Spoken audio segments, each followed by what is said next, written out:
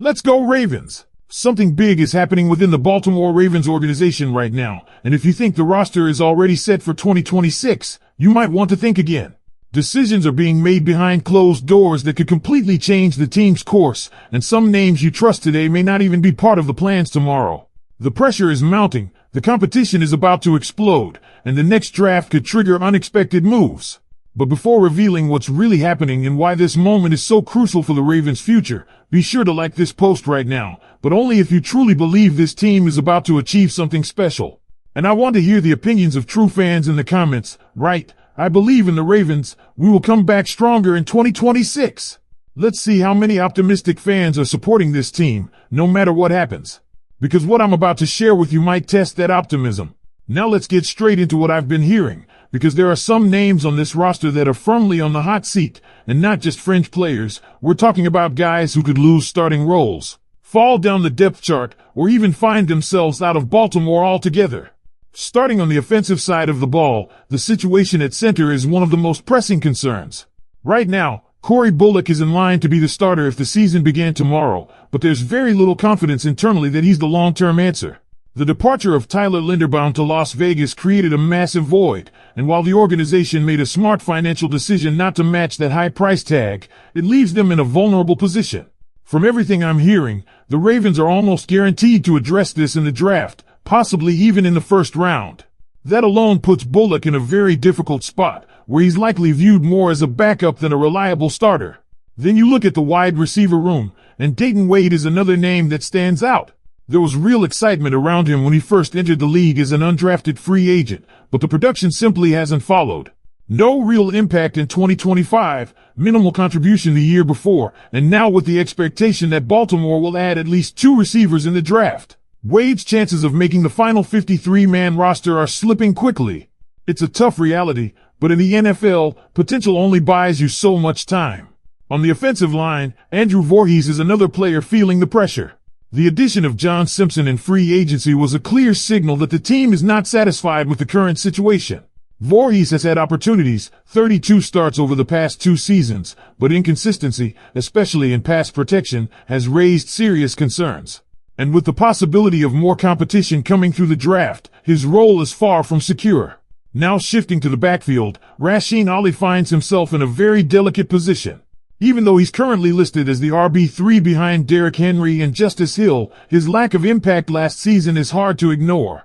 The coaching staff clearly trusts Hill in a versatile role, and there's growing discussion about finding a more dynamic option behind Henry, especially with an eye toward the future. If the Ravens bring in another running back, whether through the draft or as an undrafted signing, Ali could quickly be pushed out of the picture. And then there's the biggest name on the offensive hot seat, Rashad Bateman.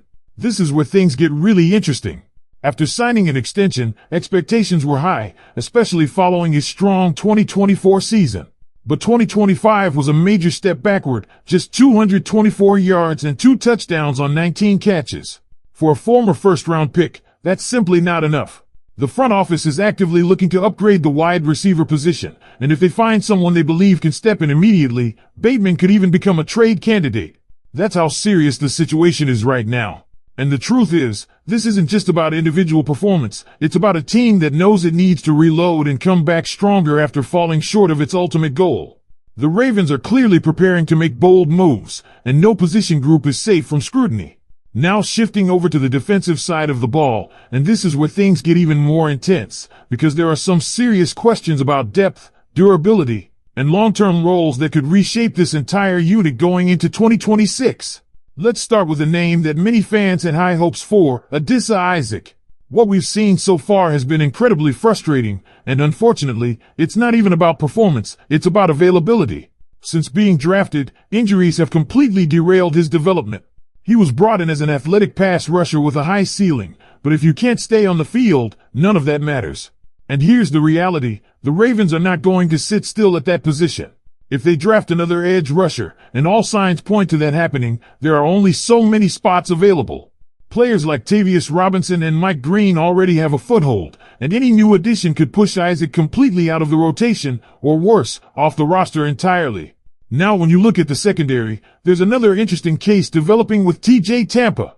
He had an opportunity last season to carve out a meaningful role, but the impact just wasn't strong enough to lock anything down. Yes, there are valid arguments about the defensive system not helping players shine, but at the end of the day, this league is about standing out when your number is called. And with younger players pushing for snaps and the possibility of adding more cornerback talent in the draft, Tampa is far from safe.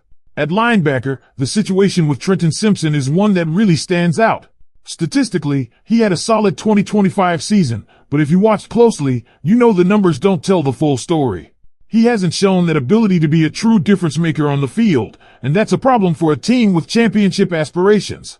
Even more telling is the fact that Teddy Buchanan stepped in as a rookie and took over the starting role.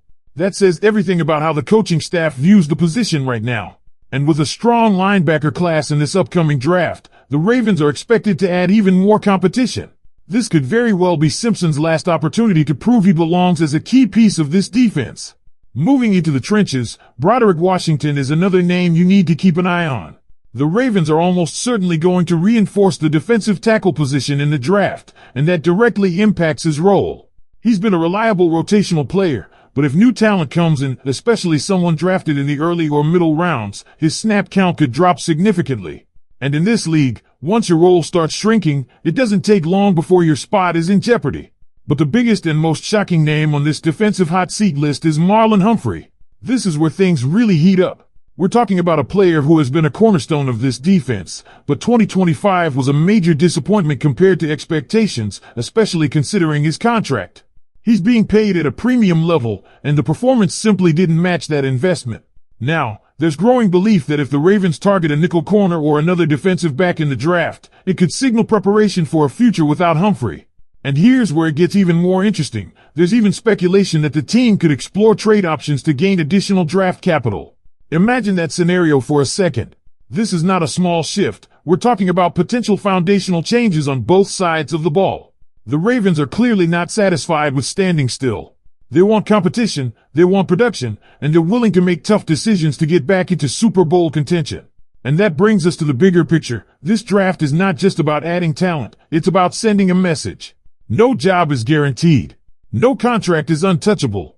And every single player we discussed is going to feel that pressure the moment new names start getting called on draft night. And this is exactly where things start to come together for Baltimore as a team that's clearly trying to reset its identity without tearing everything down completely. Because when you look at both sides of the ball, there's a pattern emerging. This front office is targeting competition at nearly every position where production hasn't matched expectations. What's really fascinating here is how interconnected all of these situations are.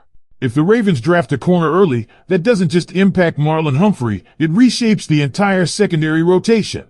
If they bring in a defensive tackle, it's not just about depth, it's about redefining who gets meaningful snaps on Sundays. And if they go heavy on linebacker talent, then suddenly the margin for error for someone like Trenton Simpson completely disappears. This is what elite organizations do. They don't wait for things to fall apart, they anticipate, they prepare, and they apply pressure internally so that every player is forced to elevate their level. And right now, that pressure is building fast in Baltimore. Another thing I'm hearing more and more is that the Ravens are placing a huge emphasis on durability heading into this draft. That ties directly back to players like Adisa Isaac. It's not just about talent anymore, it's about reliability. Coaches need to know that when they design a game plan, the players they're counting on will actually be available to execute it. And if that trust isn't there, the front office will find someone they can rely on. Now think about the ripple effect of all this.